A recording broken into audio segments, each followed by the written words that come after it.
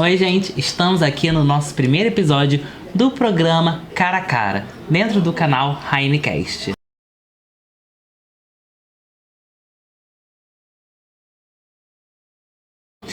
Nesse primeiro episódio, eu tenho o orgulho de trazer aqui Celi Santos, falando sobre a importância da literatura em nossas vidas. Celi é formada aqui no Colégio Erich Walter Heine, graduou-se em Letras na UFRJ, é especialista em produção editorial pela FASU, atualmente trabalha na área editorial da editora Ascensão, é professora, é uma escritora de mãos cheias com os livros Ressignificar, de 2020, e Enitência, de 2023, e é a minha grande amiga. Eu sinto falta de palmas nesse momento, brincadeira. É boa tarde ou... qualquer horário que eles vão ouvir, qualquer horário, né? Bom dia, boa tarde, boa noite. Bom dia, boa tarde, boa noite, gente. Primeiramente dizer que eu fico muito feliz de estar aqui. É sempre bom voltar à minha casa, que aqui o Eric é a minha casa. E é muito bom também estar com vocês aqui, então vamos lá, tô preparada para as perguntas. Eu acho que eu tô preparada. Então, Celi, me diz, como tudo começou? Quem ou o que acendeu essa chama de paixão pela literatura? Gui, eu acho que é difícil, assim, eu dizer como começou, assim. Porque eu me entendo como escritora desde muito pequenininha, assim, né? Com 12 anos, eu entendi que eu queria escrever, que eu queria estar dentro desse universo.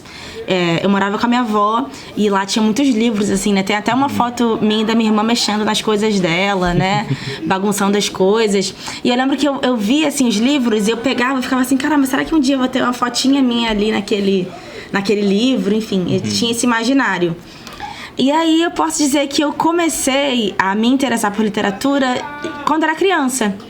E aí, quando eu vim pro Eric, quando eu vim estudar aqui no Eric em 2011, se eu não me engano, 2010, 2011, que eu me formei em 2014, eu aqui tive referências muito boas, né, da literatura. A Silvia Arcuri, que foi minha professora, a Davi Mara, que também foi minha professora, e com elas eu comecei a abrir os olhos, assim, de fato, para a literatura brasileira, entender sua importância, entender que aquilo era algo que eu queria fazer para minha vida.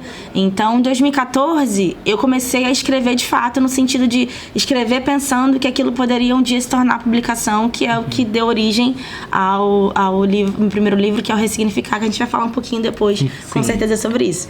Então, não tem uma data específica, né? Teve todo esse processo de 12 anos até chegar no ensino médio e até concretização na faculdade. Foi uma trajetória mesmo. Como você havia citado a questão da sua avó, qual o significado da sua família na sua trajetória? Como você já conversou comigo, até essa questão de superar as dificuldades, de sair de Alagoas, sua terra natal, e vir para o Rio de Janeiro, ainda nova. Então, eu vim com a minha família pro Rio de Janeiro quando eu tinha 7 anos, né? Antes disso, a gente ficou fazendo bate e volta mesmo. Minha mãe estava em Alagoas com a minha família e meu pai já estava aqui no Rio. Então, num dado momento assim da nossa vida, a gente decidiu que já não dava para ficar lá em Alagoas por várias questões, né? De vivência mesmo. E de a gente querer uma mudança de vida pra gente, porque o Nordeste a gente sabe que é um berço de oportunidades, mas também é um berço onde as pessoas não têm oportunidade nenhuma. Então a gente veio pra cá, eu tinha 7 anos de idade, né? Então, e aí aqui também começou essa questão de ler com mais afinco, de saber o que eu queria. E eu costumo dizer que um bom escritor, antes de tudo, um bom observador. Então, tanto Ressignificar como Enitêncida, eles são frutos da minha observação. Observando a minha família, observando com mais intimidade as coisas que eu sinto.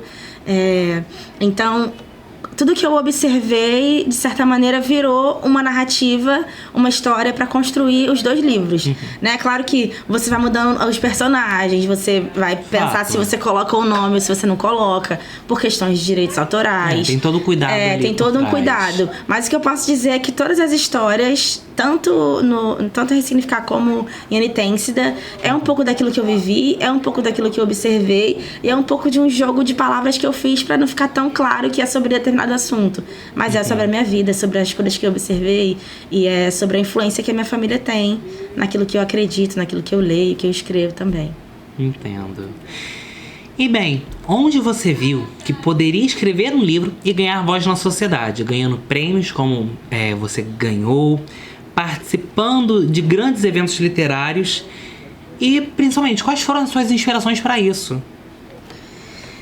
Cara, eu acho que não tem um momento na literatura que você consegue enxergar que é um bom momento, assim, agora a gente vai conseguir publicar um livro e você vai se tornar famoso. Não é da noite pro dia, né?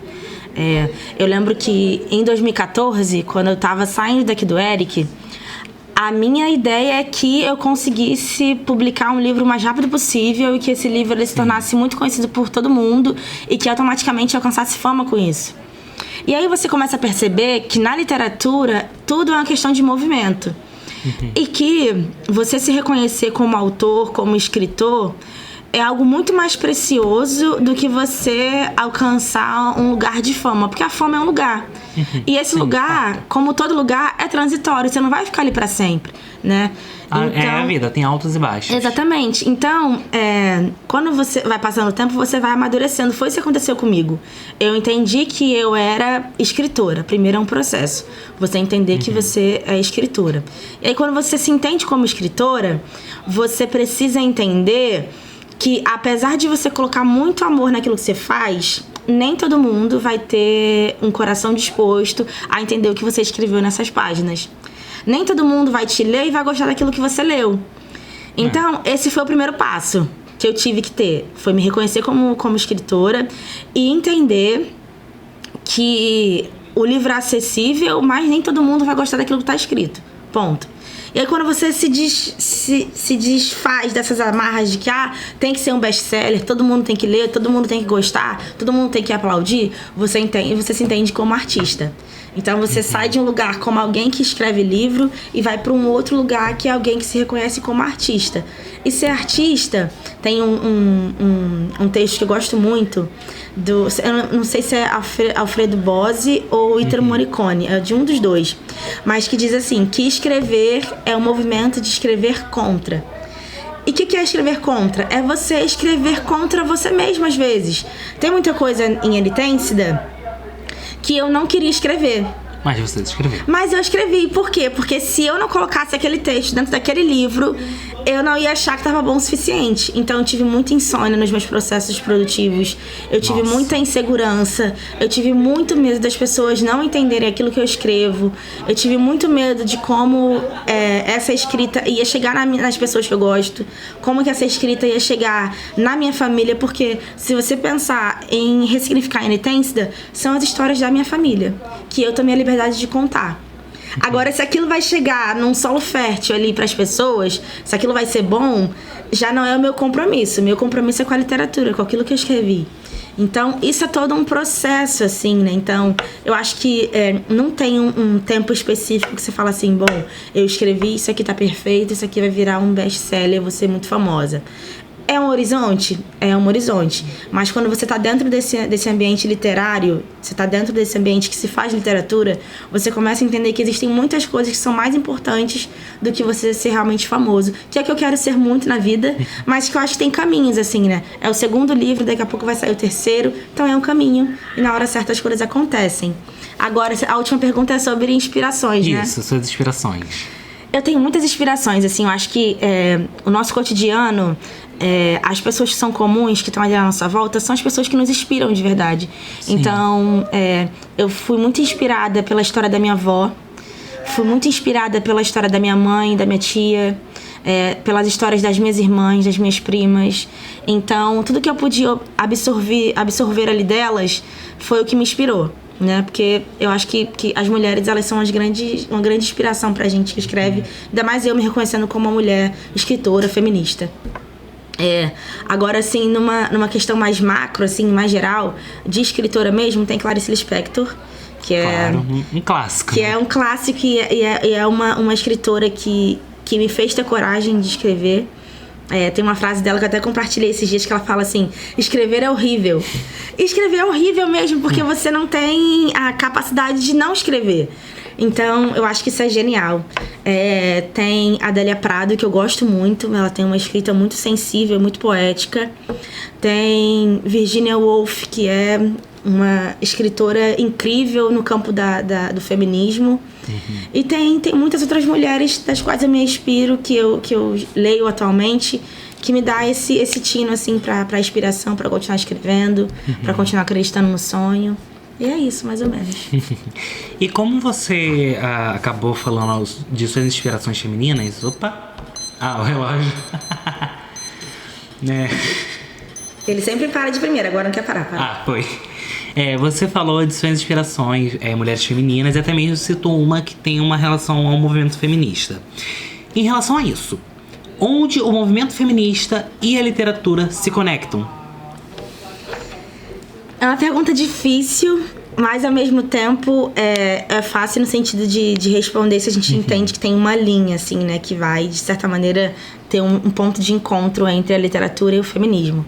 O primeiro ponto é a gente pensar que por muito tempo na história, as mulheres elas não tiveram a capacidade e a possibilidade de se encontrar nesse espaço aqui que a gente se encontra hoje, né? No ambiente educacional, numa escola. Então, enquanto os homens podiam frequentar a escola desde sempre, a gente demorou muito tempo pra conseguir... A gente para? Ou continua? Calma, acabou. Tá. A gente demorou muito tempo para conseguir acessar esses espaços, que é a possibilidade de ter uma mulher dentro do ambiente educacional para estudar, para lecionar, enfim, para ocupar um espaço que também é nosso. Então, enquanto os homens estavam dentro da academia, a gente estava proibido de frequentar a academia. Então, e aí depois disso a gente tem um pulo no sentido de que muitas mulheres já escreviam, mas na hora de assinar os seus livros, assinava com o nome do marido, dos Ou então filhos, pseudônimos, porque não era legalizado, né? Não era algo que a mulher poderia fazer, que era escrever, muito menos ser professora, muito menos frequentar uma sala de aula, uma escola, uma universidade. Então, a literatura entra nesse caminho aí de colocar a gente para produzir e possibilitar que a gente conte as nossas histórias. Tem um livro que se chama O Riso da Medusa, que é de uma escritora francesa, que eu não vou pronunciar o nome aqui, mas depois vocês procurem se vocês quiserem saber um pouquinho mais. O nome é O Riso da Medusa. E aí, a autora, ela começa o livro fazendo uma pergunta que, pra mim, é uma pergunta-chave.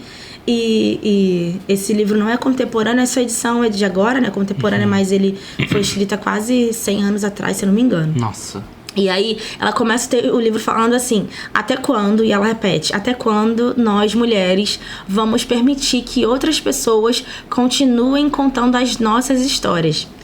E aí, quando eu li aquele livro, eu li esse livro porque eu estava fazendo a pesquisa do meu TCC, que também tem uma ligação entre literatura, entre ideologia e feminismo e efeitos de sentido. E aí, aquilo ficou na minha cabeça por meses, por dias, né? E eu comecei essa pesquisa em 2017. A gente tá em 2024, ainda lembro disso. Nossa. E aí, eu fiquei assim, meu Deus, que coisa genial. Então, é isso, assim. Quando a gente pensa na literatura, é a gente pensar exatamente por essa ótica. Até quando a gente vai permitir que outras pessoas, e outras pessoas, abrem parênteses, na grande maioria, homens cis, heteronormativos, continuem contando as nossas histórias. São histórias de mulheres, feministas, idealistas, sonhadoras. Até quando outras pessoas vão contar as nossas histórias. Então, acho que a literatura entra justamente nesse papel de permitir que a gente continue contando as nossas histórias pela nossa ótica. A maneira com a qual a gente enxerga o mundo, a maneira com a qual a gente enxerga as relações, a maneira com a qual a gente enxerga o movimento do sentido entre as pessoas e a maneira com a qual a gente quer que o mundo seja. Então, se eu posso contar a minha história, se eu posso dizer aquilo que eu acredito, por que outra pessoa vai contar? Então, a literatura é justamente esse papel de possibilidade, de permitir que a gente conte as nossas histórias e conte as nossas histórias do jeito certo e como tem que ser contado. Nossa, forte. E vamos lá. Como a gente sabe, a senhora também, você, desculpa, é professora. E usar a literatura como uma ferramenta de formar cidadãos. Qual o sentimento de estar fazendo isso?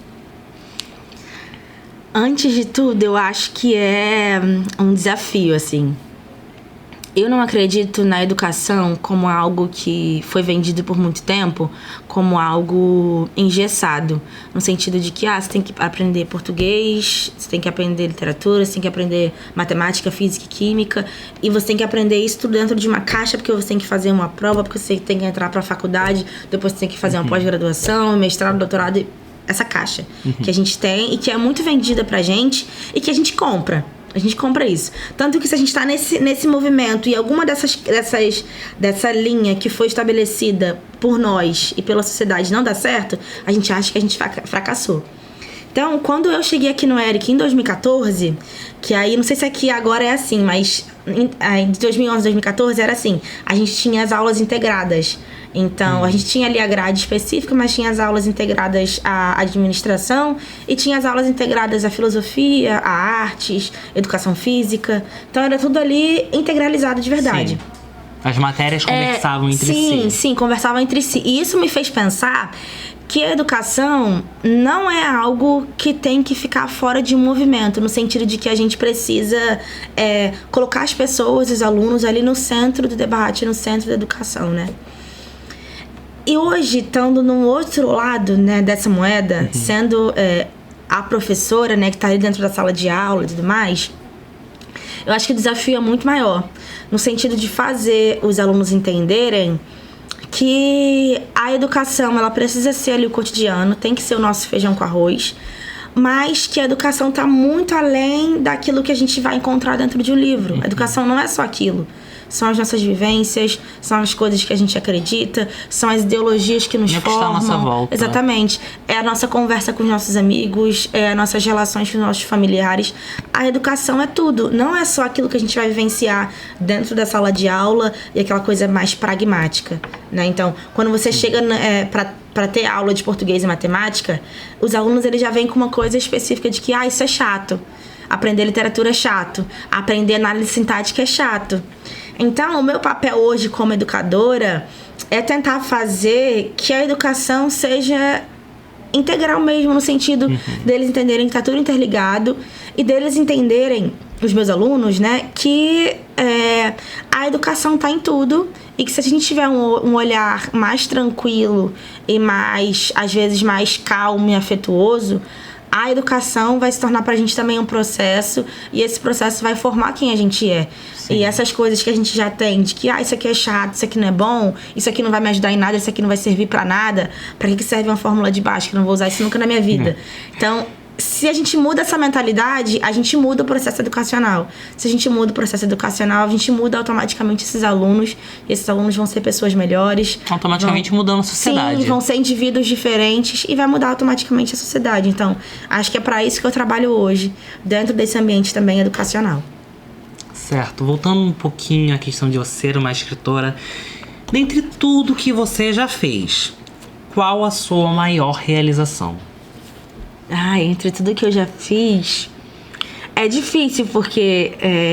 São muitas. Quando eu escrevi Ressignificar, eu achei que aquilo tinha sido o ponto ápice da minha vida. E foi um ponto muito importante. Sim. Ressignificar tem muita história, as pessoas têm tatuagens do livro. Você vê, nossa, eu lancei um livro, Sim, as pessoas estão tatuando. Exatamente. Isso foi grande. E aí, logo depois, veio Enitêncida, que pra mim foi um boom, assim, falei, caramba, você conseguiu publicar um livro, você conseguiu publicar o segundo. Mas entre a publicação de Ressignificar e a minha publicação de Enitêncida, teve um espaço, assim, um hiato, que é o momento que eu me tornei editora-chefe do selo feminista da Editora Ascensão, que é o selo Pronome Ela. E ali, mais do que você estar num cargo específico, é você ter a possibilidade de publicar outras mulheres, porque o selo é específico para publicação feminina e feminista.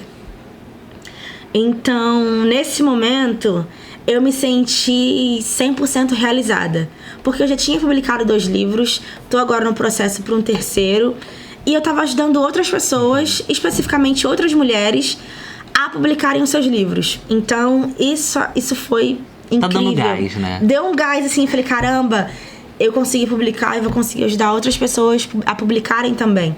Então isso pra mim foi gigantesco, foi um ponto ápice na minha carreira.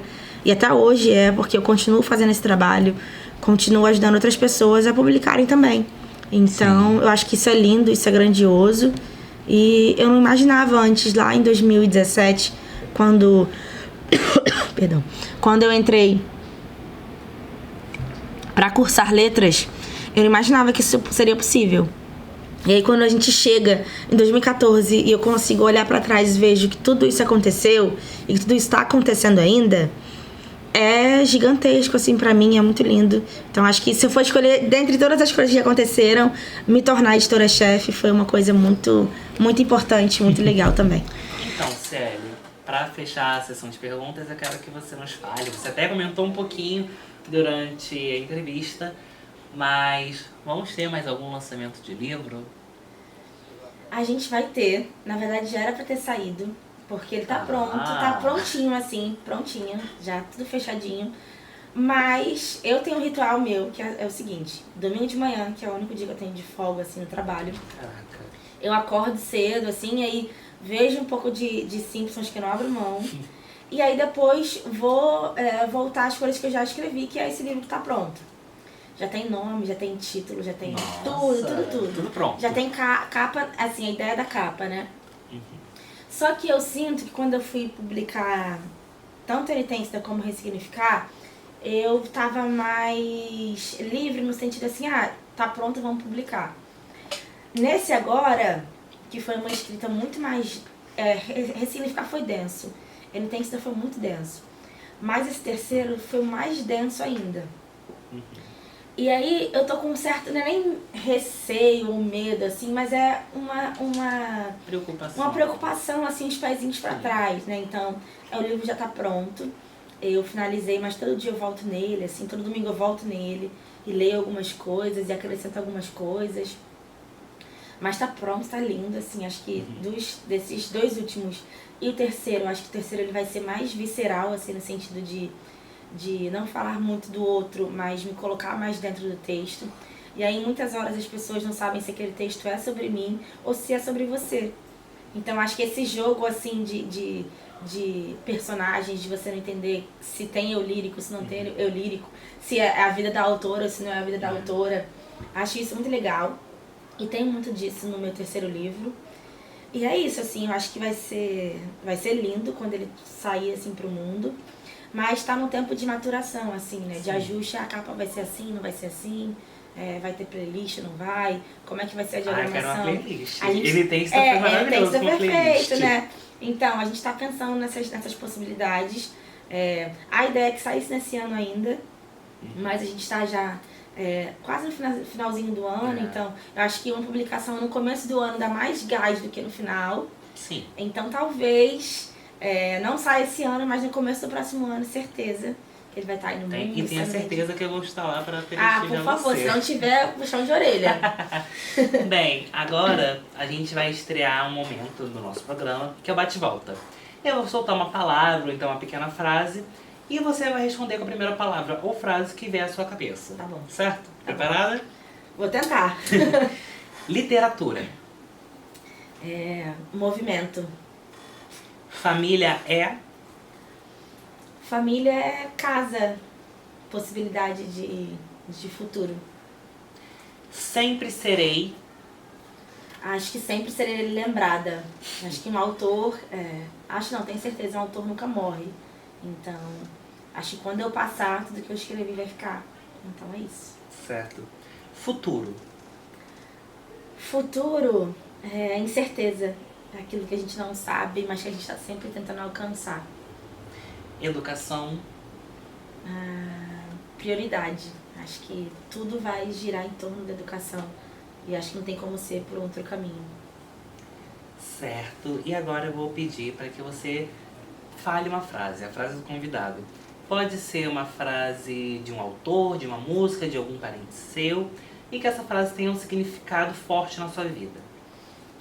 Eu acho que a frase que está na capa do Ressignificar, que é Seus Sonhos São Possíveis e Realizáveis. Inclusive foi uma das primeiras tatuagens que fizeram do livro. Nossa. É muito importante pra mim porque é isso, assim, publicar livro é sempre um sonho, né?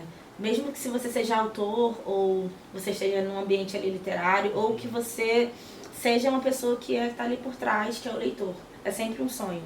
Então, quando as coisas estão mais difíceis assim em relação à publicação e manutenção do sonho, eu sempre volto nisso aqui e lembro que seus sonhos são possíveis e realizáveis. Eu acho que isso é muito importante pra mim e pra quem tem a coragem de Vira um viver mantra, né? Vira um mantra, de verdade. Sim. Bem, Célia, muito obrigado por comparecer no nosso Eu que primeiro agradeço. episódio. Tô ansiosa pra ver depois. Ah, você vai ver com certeza. A gente vai lançar lá no canal do YouTube. E eu também quero agradecer a coordenadora do projeto da comunicação Raine, a Aline Lauerman, a Mônica Guerra, que está supervisionando todo esse processo do podcast, das gravações, e principalmente a equipe de edição e fotografia que está dando o nosso apoio necessário para que tudo aconteça da melhor forma possível. Bem, gente, encerramos aqui o nosso primeiro episódio. Espero que vocês tenham gostado. Comentem, compartilhem, deem like, se inscrevam no nosso canal para toda vez que chegar um novo episódio vocês possam receber. Por enquanto não vamos dar um dia específico, uma hora de quando vai lançar, mas o quanto antes esse episódio estará para vocês na íntegra. É isso, tchau, tchau e até o próximo episódio. Então, eu tô... Perdão. Tudo bem. Eu tô muito rouca. Pode ver. Pode cortar isso aí, né?